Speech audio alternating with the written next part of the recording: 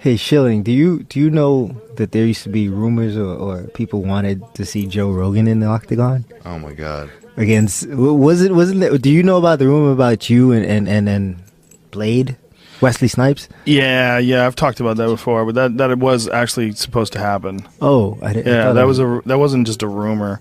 At the time, I was willing. I was like, I know he doesn't you know would've done jujitsu it. at all. I was like, what are the odds he's going to keep me off of him? I just didn't. I just didn't think that anybody who didn't know any jujitsu could learn it quick. Like I was already a brown belt by then. I just knew what happened when a brown belt fights a white belt. I'm like, I just can't imagine. And I know how to stand up. And even if I wasn't good at striking anymore, like as I was when I was a kid, I'm good enough to know what to not do and where to not be. And if I get a hold of someone who doesn't know jiu-jitsu, I'm pretty sure I'm choking the fuck out of them. And that was my thought. I was like, this guy really wants to do this? I was like, I know he's never wrestled. He never had a competitive martial arts match, whether it's a kickboxing fight or a karate fight. I was like, I'm going to choke the fuck out of this guy. I'm going to get a hold of him. I'm going to squeeze the shit out of him. And they're going to give me a lot of money. And he's probably not even going to get hurt. That's what I thought. And it turned out really what it was just he was desperate in a real bad situation with the IRS.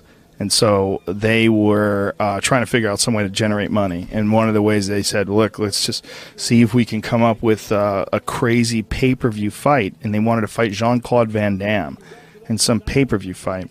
But the guy they brought it to was this guy, Campbell McLaren, who was one of the original producers of the UFC. And he's like, look, nobody's going to pay to see you and Jean-Claude Van Damme fight.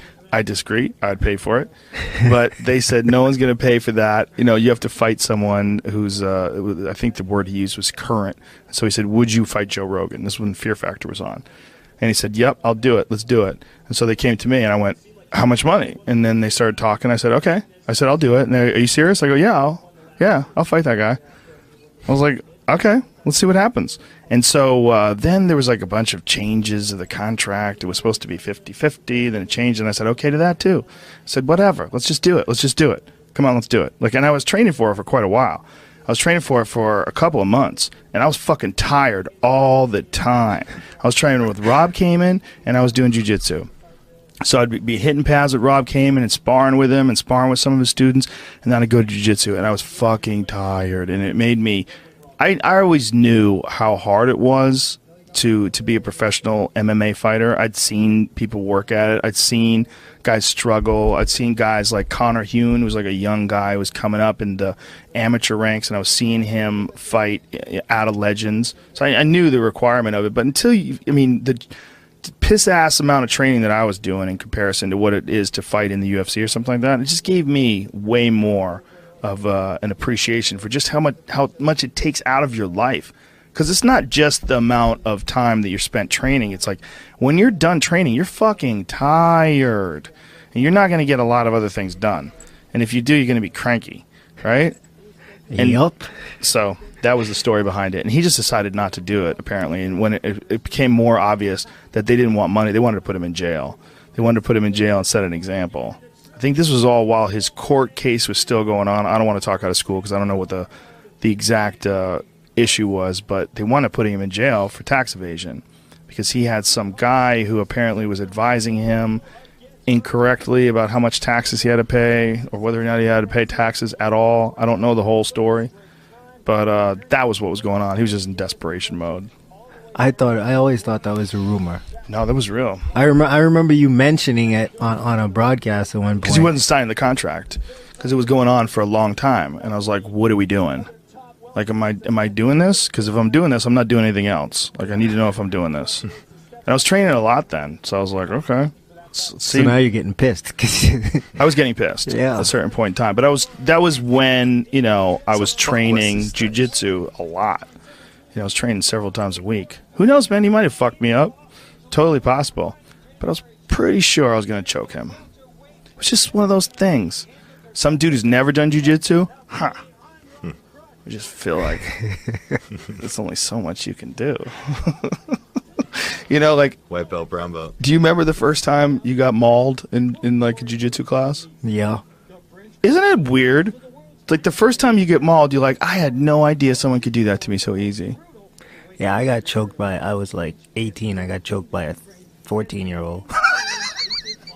I'm serious. He was like 14, 15 years old.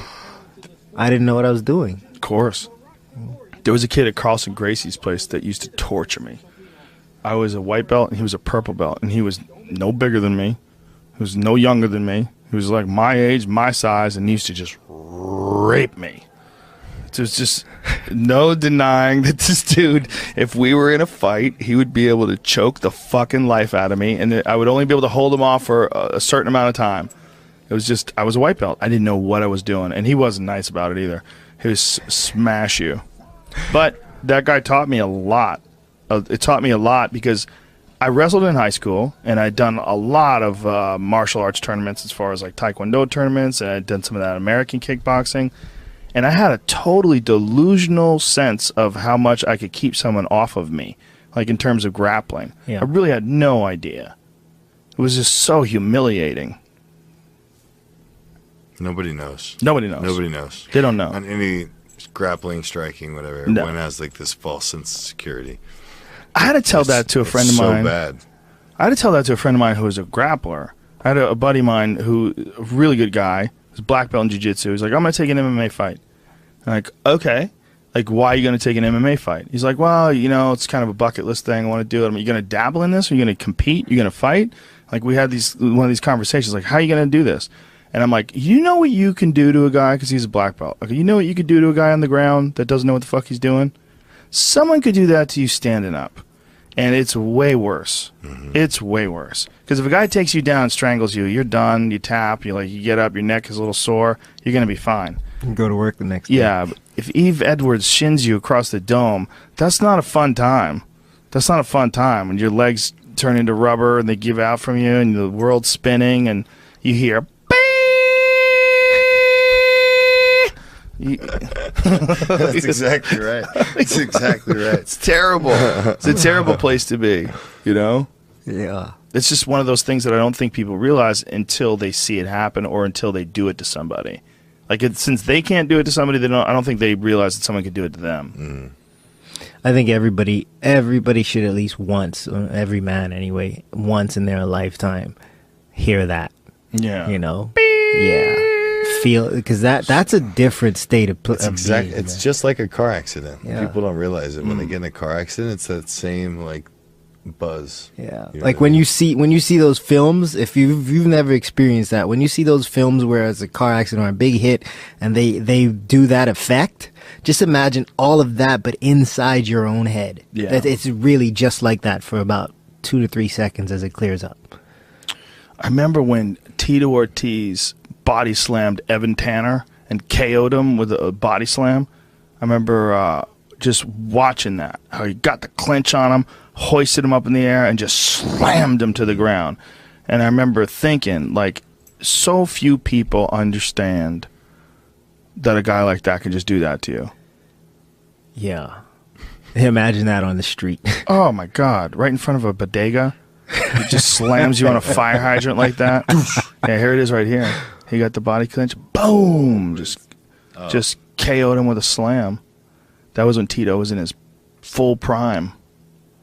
I mean, we've seen that. Why doesn't that happen more often? That seems like that Guys are would happen. better. Yeah. Yeah, you're not getting a lot of body these You're locked. getting Yeah. body locked anymore. Guys are better. They're better at adjusting on the way down too. The guys are realizing the consequences of that head getting into play. They're protecting themselves because a lot of it is in the body slam. You're also getting head butted. Mm-hmm. You know.